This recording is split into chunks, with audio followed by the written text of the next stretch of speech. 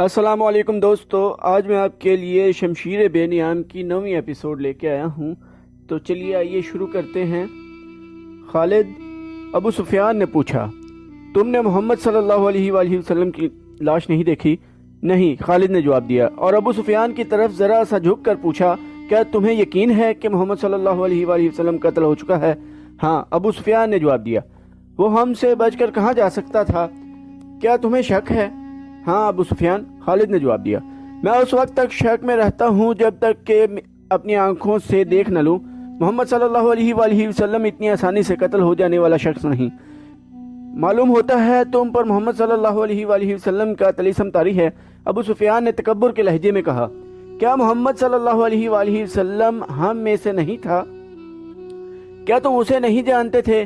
جو شخص اتنی قتل و غارت کا ذمہ دار ہے، ایک روز اسے بھی قتل ہونا ہے۔ محمد صلی اللہ علیہ وآلہ وسلم قتل ہو چکا ہے، جاؤ اور دیکھو، اس کی لاش کو پہچانو، ہم اس کا سر کاٹ کر مکہ لے جائیں گے۔ این اس وقت پہاڑی میں سے کعب رضی اللہ عنہ بن مالک کی للکار گرجی، مسلمانوں خوشیاں مناؤ، ہمارے نبی صلی اللہ علیہ وآلہ وسلم زندہ سلامت ہیں۔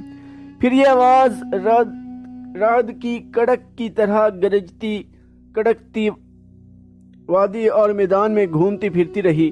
سن لیا ابو سفیان، خالد نے کہا، اب میں تمہیں بتاتا ہوں محمد صلی اللہ علیہ وآلہ وسلم کہاں ہے۔ میں اس پر حملہ کرنے جا رہا ہوں، لیکن میں تمہیں یقین نہیں دلا سکتا کہ محمد صلی اللہ علیہ وآلہ وسلم کو قتل کر آؤں گا۔ کچھ دیر پہلے خالد نے رسول کریم صلی اللہ علیہ وآلہ وسلم اور ان کے ساتھیوں کو پہاڑی کے اندر جاتے دیکھا تھا، لیکن وہ بہت دور تھا۔ خالد ہار ماننے والا اور اپنے ارادے کو ادھورا چھوڑنے والا آدمی نہیں تھا۔ اس نے اپنے چند ایک سواروں کو ساتھ لیا اور پہاڑی کے اس مقام کی طرف بڑھنے لگا جدھر اس نے رسول کریم صلی اللہ علیہ وآلہ وسلم کو جاتے دیکھا تھا۔ مشہور مورخ ابن ہشام کی تحریر سے پتہ چلتا ہے کہ رسول اکرم صلی اللہ علیہ وآلہ وسلم نے جب خالد کو اپنے سواروں کے ساتھ اس گھاٹی پر چڑھتے دیکھا جہاں آپ صلی اللہ علیہ وآلہ وسلم تھے، تو آپ صلی اللہ علیہ وآلہ وسلم کے منہ سے بے ساختہ دعا نکلی، خدائے ذوالجلال انہیں آن وقت وہیں کہیں روک لے۔ خالد اپنے سواروں کے ساتھ گھاٹی چڑھتا جا رہا تھا۔ یہ ایک درہ سا تھا جو تنگ ہوتا چلا جا رہا تھا۔ گھوڑوں کو ایک قطار میں ہونا پڑا۔ رسول کریم صلی اللہ علیہ وآلہ وسلم زخموں سے چور پڑے تھے۔ حضرت عمر رضی اللہ عنہ نے جب خالد اور اس کے سواروں کو اوپر آتے دیکھا تو وہ تلوار نکال کر کچھ نیچے اترے۔ ولید کے بیٹے حضرت عمر رضی اللہ عنہ نے للکارا، اگر لڑائی لڑنا جانتے ہو تو اس درے کی تنگی کو دیکھ لو، اس چڑھائی کو دیکھ لو، کیا تم اپنے سواروں کے ساتھ ہمارے ہاتھ سے بچ کر نکل جاؤ گے؟ خالد لڑنے کے فن کو خوب سمجھتا تھا۔ اس نے دیکھ لیا تھا کہ یہ جگہ گھوڑوں کو گھما پھرا کر لڑانے کے لیے موزوں نہیں بلکہ خطرناک ہے۔ خالد نے خاموشی سے اپنا گھوڑا گھمایا اور اپنے سواروں کے ساتھ وہاں سے نیچے اتر آیا۔ جنگ احد ختم ہو چکی تھی۔ قریش اس لحاظ سے برتری کا دعویٰ کر سکتے تھے کہ انہوں نے مسلمانوں کو زیادہ نقصان پہنچایا تھا، لیکن یہ جنگ ہار جیت کے بغیر ختم ہو گئی تھی۔ لیکن یہ ہماری شکست تھی۔ خالد کو جیسے اپنی آواز سنائی دے رہی تھی۔ مسلمانوں کی نفری 700 تھی اور ہم 3000 تھے۔ ہمارے پاس 200 گھوڑے تھے۔ ہماری فتح تب ہوتی جب ہم محمد صلی اللہ علیہ وآلہ وسلم کو قتل کر دیتے۔ خالد نے اپنے آپ میں جنجناہٹ سی محسوس کی۔ اس پر ایسی کیفیت طاری ہو گئی کہ اس کے دانت بجنے لگے۔ اسے جنگ کا آخری منظر یاد آنے لگا تھا۔ اس نے اس بھیانک یاد کو ذہن سے نکالنے کے لیے سر کو جھٹکا دیا، لیکن مکھیوں کی طرح یہ یاد اس کے ارد گرد بن بناتی رہی۔ اسے اپنے آپ میں شرم سی محسوس ہونے لگی۔ جنگ یوں نہیں کیا کرتے۔ خالد جب حضرت عمر رضی اللہ عنہ کی للکار پر واپس آ رہا تھا تو اس بلندی سے اس کی نظر میدان جنگ پر پڑی۔ وہاں لاشیں بکھری ہوئی تھیں، شاید ان میں بے ہوش زخمی بھی ہوں گے۔ لاشوں اور زخمیوں کو اٹھانے کے لیے نہ ابھی مسلمان آگے بڑھے تھے نہ اہل قریش۔ خالد کو ابو سفیان کی بیوی ہند نظر آئی۔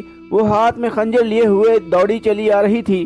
اس کے اشارے پر قریش کی وہ عورتیں جو قریش کے لشکر کے ساتھ آئی تھیں اس کے پیچھے پیچھے دوڑی آئیں۔ ہوند ہر ایک لاش کو دیکھتی تھی۔ وہ اونچے قد کی اور فرہبی مائل جسم کی پہلوان قسم کی عورت تھی۔ وہ ہر ایک لاش کو دیکھتی تھی۔ کوئی لاش اوندھے منہ پڑی نظر آتی تو وہ پاؤں کی ٹھوکر سے اس لاش کو سیدھا کر کے دیکھتی تھی۔ اس نے اپنے ساتھ کی عورتوں سے کہا کہ وہ حمزہ رضی اللہ عنہ کی لاش تلاش کریں۔ اسے حمزہ رضی اللہ عنہ کی لاش مل گئی۔ ہوند بھوکے درندے کی طرح لاش کو چیرنے پھاڑنے لگی۔ اس نے لاش کے کچھ اعضاء کاٹ کر پرے پھینک دیے۔ اس نے دوسری عورتوں کو دیکھا جو اس کے قریب کھڑی تھیں۔ کھڑی دیکھ کیا رہی ہو؟ ہوند نے ان عورتوں سے یوں کہا جیسے وہ پاگل ہو چکی ہو۔ یہ دیکھو، میں نے اپنے باپ، اپنے چچا اور اپنے بیٹے کے قاتل کی لاش کا کیا حال کر دیا ہے۔ جاؤ مسلمانوں کی ہر ایک لاش کا یہی حال کر دو اور سب کے کان اور ناک کاٹ کر لے آؤ۔ جب وہ عورتیں مسلمانوں کی لاشوں کو چیرنے پھاڑنے کے لیے وہاں سے ہٹ گئیں تو ہوند نے خنجر سے حمزہ رضی اللہ عنہ کا پیٹ چاک کر کے اس کے اندر ہاتھ ڈالا۔ اس کا ہاتھ باہر آیا تو اس میں لاش کا کلیجہ تھا جو ہوند نے خنجر سے کاٹ لیا۔ اس نے اسی پر اکتفا نہ کیا، حمزہ رضی اللہ عنہ کے کلیجے کا ایک ٹکڑا کاٹ کر اس نے اپنے منہ میں ڈال لیا اور درندوں کی طرح اسے چبانے لگی۔ لیکن تھوڑی دیر بعد اس نے کلیجے کے اس ٹکڑے کو اگل دیا۔ صاف نظر آ رہا تھا کہ وہ اس ٹکڑے کو نگلنے کی کوشش کر رہی تھی، لیکن یہ ٹکڑا اس کے حلق سے نیچے نہیں جا رہا تھا۔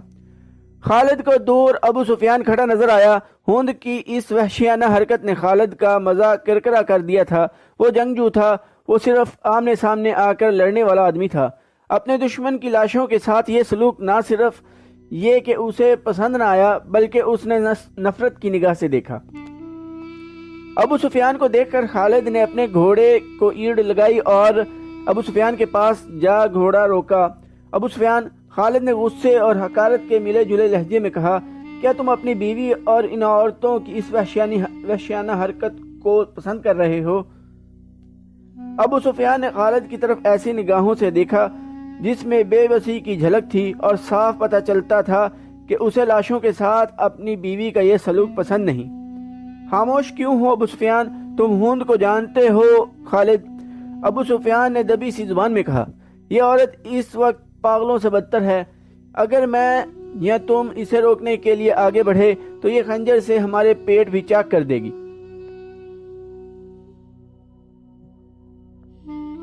خالد ہوند کو جانتا تھا۔ وہ ابو سفیان کی بے بسی کو سمجھ گیا۔ ابو سفیان نے سر جھکایا، گھوڑے کی لگام کو جھٹکا دیا اور منہ پھیر کر دوسری طرف چل پڑا۔ خالد بھی اس منظر کو برداشت نہ کر سکا۔ جب ہوند حمزہ رضی اللہ عنہ کی لاش کا کلیجہ چبا کر اگل چکی تو اس نے پیچھے دیکھا۔ اس کے پیچھے جبیر بن موتم کا غلام وحشی بن حرب کھڑا تھا۔ اس کے ہاتھ میں افریقہ کی بنی ہوئی وہی برچھی تھی جس سے اس نے حمزہ رضی اللہ عنہ کو شہید کیا تھا۔ یہاں کیا کر رہے ہو بن حرب؟ ہوند نے تہمکانہ انداز میں اسے کہا۔ جاؤ اور مسلمانوں کی لاشوں کے ٹکڑے کر دو۔ وحشی بن حرب بولتا بہت کم تھا۔ اس کی کوشش یہ ہوتی تھی کہ زیادہ سے زیادہ بات اشاروں میں ہی کر لی جائے۔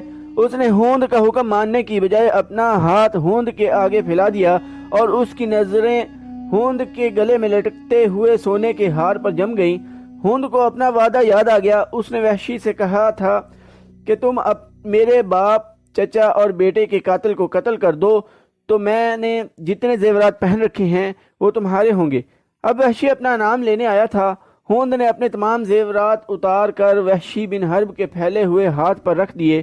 وحشی کے ہونٹوں پر مسکراہٹ آ گئی اور وہ وہاں سے چل پڑا۔ ہوند پر اس وقت فتح اور انتقام کا بھوت سوار تھا۔ ٹھہر جاؤ حرب، ہوند نے جوشیلی آواز میں اس حبشی کو بلایا۔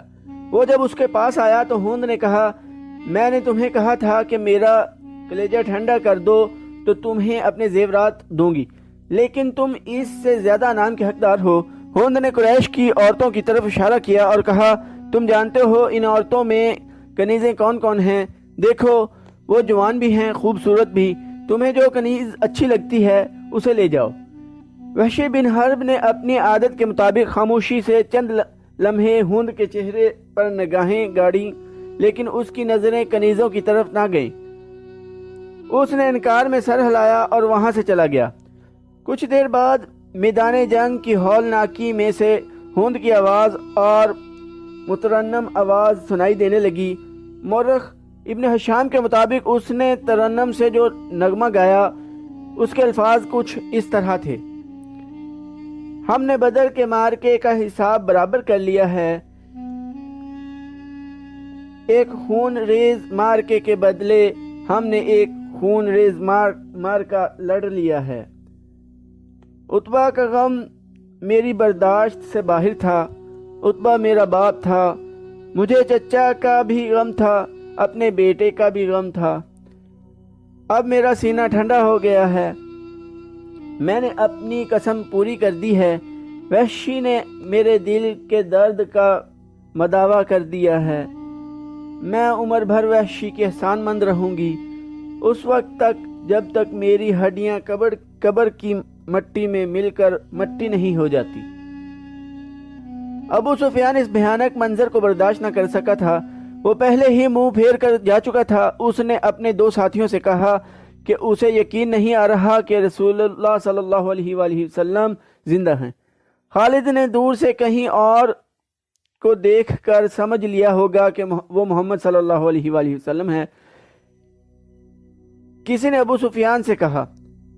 ابو سفیان یہ کہہ کر کہ وہ اپنی آنکھوں سے دیکھ کر آتا ہے، اس تنگ سے درے کی طرف چلا گیا جہاں سے خالد اپنے سواروں کو واپس لایا تھا۔ وہ ایسی جگہ جا کھڑا ہوا جہاں سے اسے مسلمان بیٹھے ہوئے نظر آ رہے تھے۔ محمد صلی اللہ علیہ وآلہ وسلم کے پیروکاروں ابو سفیان نے بلند آواز سے کہا، کیا تم میں محمد صلی اللہ علیہ وآلہ وسلم زندہ ہے؟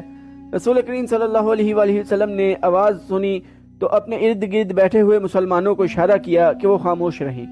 ابو سفیان نے اپنا سوال اور زیادہ بلند آواز سے دہرایا، اب بھی اسے کوئی جواب نہ ملا۔ کیا ابو بکر رضی اللہ عنہ تم میں زندہ موجود ہے؟ ابو سفیان نے بلند آواز سے پوچھا۔ اب بھی اسے کوئی جواب نہ ملا۔ 3 بار پوچھنے کے باوجود بھی مسلمان خاموش رہے۔ کیا عمر رضی اللہ عنہ زندہ ہے؟ ابو سفیان نے پوچھا۔ اب کے بھی مسلمانوں نے خاموشی اختیار کیے رکھی۔ ابو سفیان نے گھوڑے کو گھمایا، اس نے نیچے دیکھا۔ قریش کے بہت سے آدمی رسول کریم صلی اللہ علیہ وآلہ وسلم کے متعلق صحیح خبر سننے کو بےتاب کھڑے تھے۔ اب اہل قریش ابو سفیان نے چلا کر اعلان کیا، محمد صلی اللہ علیہ وآلہ وسلم مر چکا ہے، ابو بکر رضی اللہ عنہ اور عمر رضی اللہ عنہ بھی زندہ نہیں۔